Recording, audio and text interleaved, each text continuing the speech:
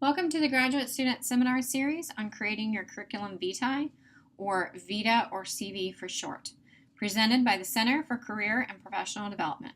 We are located on the third floor of Hendricks Student Center on the main campus. We can also be found online at career.clemson.edu and on social media at Clemson CCPD. The Center for Career and Professional Development, or CCPD for short, is comprised of 3 units: the Michelin Career Center, the University Professional Internship and Co-op Program, also known as UPIC, and the Cooperative Education Program. As a graduate student, your interaction with the CCPD will be primarily through the Michelin Career Center, as the other 2 programs are either exclusively or primarily for undergraduate students. Through the Michelin Career Center, we offer career counseling, experiential education opportunities, workshops, career fairs, networking events, employer events, and recruiting services. All services are available to graduate students as part of your student fees. After graduation, we also serve alumni for 1 year. You can see in our mission statement that the word empower is highlighted. Our goal as a center is to teach students the skills they need to be successful for a lifetime, whether that is resume writing, interviewing, networking, obtaining professional experience, and other things. Statistics show that people will have, on average, between 10 and 15 jobs during their career. Our goal is to teach you the skills necessary to be successful in that environment. Remember the saying, if you give a man a fish, he eats for a day. If you teach a man to fish, he eats for a lifetime. That is our philosophy in the center. During this workshop, you will learn the difference between a resume and a CV, the progression of developing documents, and formatting guidelines. The advice we give today is useful for everyone, but we want you to remember that there is no one perfect way to write a CV. If you ask 10 people to review your CV, you may see 20% of the responses match, and then get an additional 10 pieces of individual advice. Your job is to take that advice and decide what is best for your personal brand. You will want to tweak your CV for each position that you apply to, especially when the institution's missions and values dictate a variation in your formatting. You should also consult with mentors, faculty, and professionals that you may know to see if they have any field-specific advice. What is a resume? You need to understand the difference between a resume and CV and know when to use each in your job search. A resume is used when applying to non-academic jobs, so jobs in business, industry, government, and nonprofits, for example. It is also often used to apply for internships, part-time jobs, and scholarships. Some research-focused positions in business and government agencies may ask for a CV, though. Each resume will be tailored specifically to the position you are applying and will be a concise summary of your education, employment, leadership, skills, extracurricular involvement, and honors and awards. Resumes are short documents, 1 page max per degree. For more information on writing a resume, please watch our Tailoring Your Resume workshop video. What is a CV? A CV is primarily used for jobs within higher education settings and some research positions. If you plan to pursue a faculty position, you will need a solid CV. Length does not matter with a VITA. In fact, the longer the better as your career progresses. CVs focus on your academic accomplishments and include categories such as education, teaching experience, research experience, publications, presentations, awards, honors, professional affiliations, grants, fellowships, and so forth. It is also acceptable to include experience working outside of higher education, including consulting work. You will develop your CV as you progress through different stages in your academic career. For example, the CV before comprehensive exams is often used to get into graduate school, where you should highlight info not on the application or personal statement, to apply for assistantships and funding, where you should highlight your experience relevant to the position, and to apply for research and study opportunities, where you should add sections regarding coursework and supervise research already completed. The CV after dissertation is often used to apply for research and study opportunities as well. During dissertation review and defense, where you should make a significant where you should make significant references to coursework, research, presentations, and research and teaching agendas, as well as to apply for faculty or research full-time employment, where you should tailor to the position and institution. This document should be thoroughly scrutinized for accuracy and competency before submitting. After you obtain a position, you will likely continue to add to what we call a post-appointment CV. It is used for yearly merit and tenure, grants and funding opportunities, consulting, leadership roles, special accolades, and sabbaticals. This document is always a work in progress. It will start fairly short, maybe around 2 to 3 pages, but will grow in length with each of your experiences. Remember to update it each semester. Be consistent in your formatting and make sure to edit the document carefully for grammar and spelling mistakes. Faculty search committees will scrutinize these documents during a search. Let's go into some CV formatting basics. You will want to fill the page and keep the eye moving from left to right and down the page. You can see on this slide that we placed a picture on the right side. That balances the slide and has your eye move across the content. Margins should be 1 inch, equal on all sides. Remember, length does not matter, so you can use standard margin sizes. Your name should be the largest item on the page. We suggest 14-point font. Anything larger, and you're going to get into what we call ego font size. And then for the body of the CV, you can use 10 to 12-point font, although we suggest 12-point, as again, length does not matter. You should only use standard types of font on a CV. Avoid anything that looks like handwriting or cursive. Standard fonts are easily read by the human eye, as well as applicant tracking software systems, which some higher education institutions use. You can see from this slide that each font takes up a different amount of space on the page. Choose the one that best fits your design preference. Because your CV will be multiple pages, add your name and page numbers on the header and on each page in case the pages separate when printing. When you reach your last page, make sure it fills up at least half of that last page. Let's get into each section now. The first section of a CV is the heading. This should include your name and the best contact information for you. It is fine to include both a current and a permanent address. For those of you that have a residence in the area where you plan to work after graduation, adding that additional residence on the resume lets an employer know that you are already familiar with the area and are willing to move. On the downside, though, they may not be willing to pay relocation fees since you already have an established residence in the area. Some employers are also now suggesting that you only list the city and state of residence and not your street address. It helps protect your privacy, and that level of detailed information is not needed by the organization until an offer is extended and accepted. Only list one phone number and make sure it has a professional voicemail set up. If you aren't sure what yours sounds like, call yourself. What impression are you giving a search committee? Replace the message if necessary, especially if it is the robotic voice that just lists your phone number. Search committees want to know that they are leaving the message at the right phone number, and hearing your name is comforting.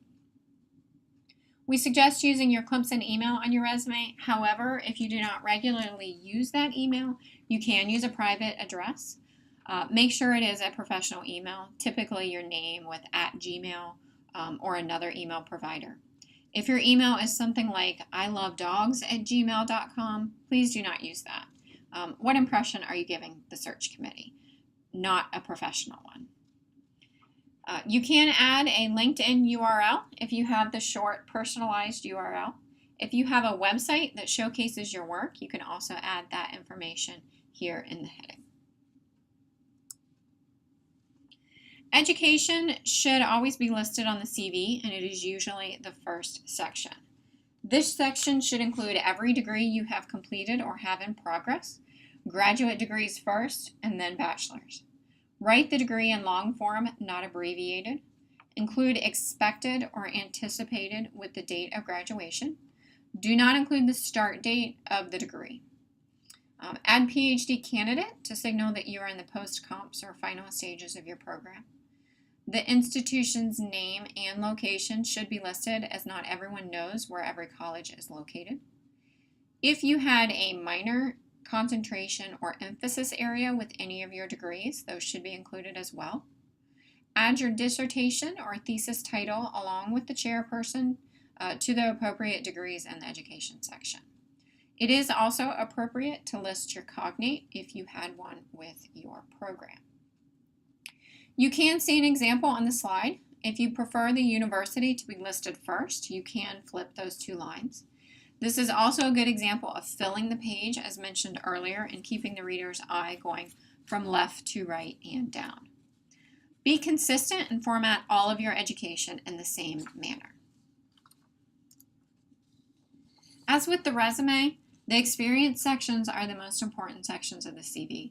Your experiences can include research, teaching, clinical positions, professional positions, and performances for applicable degrees. The experience sections are where you really tell your story and show off your fit for the position. Each experience should be formatted in the same way and include the position title, department, organization, location, and dates. You can see an example on the slide of one way to format your experience. CVs are written in reverse chronological order, meaning the newest experience is first and then you work backwards. You should divide your experience into multiple categories. For example, research experience and teaching experience. Then positions are listed in reverse chronological order within each category. You can choose to describe your skills and experiences in either paragraph form or bulleted statements. Ask your faculty member if there is a preference for your discipline. Whether you choose paragraphs or bullet points, you are describing your relevant experiences and responsibilities. It is best to try and tailor your past experiences to the position you are applying to. These experiences should highlight both your soft skills as well as your technical knowledge. Our career competencies will help you to highlight those soft skills. Hopefully you are familiar with our 9 core career competencies. In addition to the career competencies, we also have the Learn, Act, Flex, Succeed cycle. There's been a lot of press about the skills gap, meaning employers do not believe college students are learning the necessary skills to be successful in the world of work. We believe it is more of an articulation of skills gap rather than students actually lacking the necessary skills. In an effort to help you understand what skills are important, we developed these 9 core competencies. All events and resources from the center will be devoted to helping students understand, acquire, and articulate these 9 competencies. Think about the 9 competencies as the what we want you to learn, and the Learn, Act, Flex, Succeed cycle as the how. You can start by learning something new, trying out what you learned, flexing if it fails, and looking for a new way until ultimately you reach success. Be sure to include these types of skills in your experience sections. If you choose to use paragraph descriptions, keep it to 3 to 4 sentences max. We realize you may have 10 to 15 sentences for each position. But as with a resume, it is best to keep a separate everything but the kitchen sink or master template document that lists absolutely all of your experiences in great detail. And then from that document, you can tailor your CV to each position by choosing the top most relevant descriptors of your skills and experience for each position that you apply to. Do not embellish. Display your integrity and ethics by being truthful in describing your qualifications. Faculty search committees will thoroughly scrutinize your CV, so be accurate in your descriptions. Whether you choose bullet point statements or paragraph descriptions, here are some additional tips. Begin each sentence with a strong action verb and vary your verb usage to highlight different skills. If your experience is over, your verb should be in past tense. If the experience is current, your verb should be in present tense. If you are conducting research that spans a long time frame, you can talk about some of the experience in the past tense and some in the present tense. For example, if you have finished data collection and are now on analyzing the data. Try to be specific in your experience and use quantifiers when possible. For example, which is the stronger bullet point statement? First, secured and managed a $1 million grant focused on developing affordable housing projects, or 2, awarded a grant. By adding quantifiers, you give context to your experience. Although grant management principles stay the same, no matter the amount of money, handling $1 million is different than, say, $500. Always check your spelling and grammar. Even one mistake can land your CV in the no pile of some search committees. CVs are formal documents and should be your best writing, so avoid informalities, slang language, and abbreviations. The only time abbreviations are acceptable is when it is a discipline standard and everyone will understand the abbreviation. When detailing your research projects, avoid overall project descriptions and focus instead on what you learned, what impact you had, and what skills you gained. You can describe the project in more detail during an interview. On the CV, search committees are only interested in how that project taught you a skill or gave you experience that will be useful to the position for which you are applying. Remember to include the transferable or soft skills in addition to your technical skills. When tailoring your CV for each position, think about the institution's mission, focus, and strategic plan. Is it a large, comprehensive research institution or a small, private liberal arts college focused on teaching? Reorder your experience sections to highlight your skills and experience relevant to that focus. So for the research institution, your research, publications, and presentations will be front and center with your teaching and service experience appearing later in the CV. For teaching-focused institutions, your teaching experience will be first, followed by your other experiences. You should also research the specific department's mission and their focus, and then highlight your experience accordingly. Speaking of publications and presentations, you will need to list your research and presentation activities on your CV. For publications, only accepted publications should be listed. You do not list submitted publications. For each entry, you can include the words pending or print to designate which ones are still in the process of being published. Format these sections based on your field's preferred format, for example, APA or Chicago style. Prolific publishers can begin with the title of publications rather than the formal formatting, but always include your co-authors by designating their names as well. You can bold your name to indicate your level of involvement when co-authoring as well. With publications and presentations, you can create a hierarchy and use subcategories to classify the types of publications and presentations. For example, a poster presentation versus a conference breakout session, or a peer-reviewed journal versus a magazine, or an invited lecture versus a keynote address. Depending on your level of involvement and/or your discipline, this slide highlights other sections you may want to add to your CV. When using your CV for tenure and promotion, these additional categories help to highlight your service to the institution and your discipline.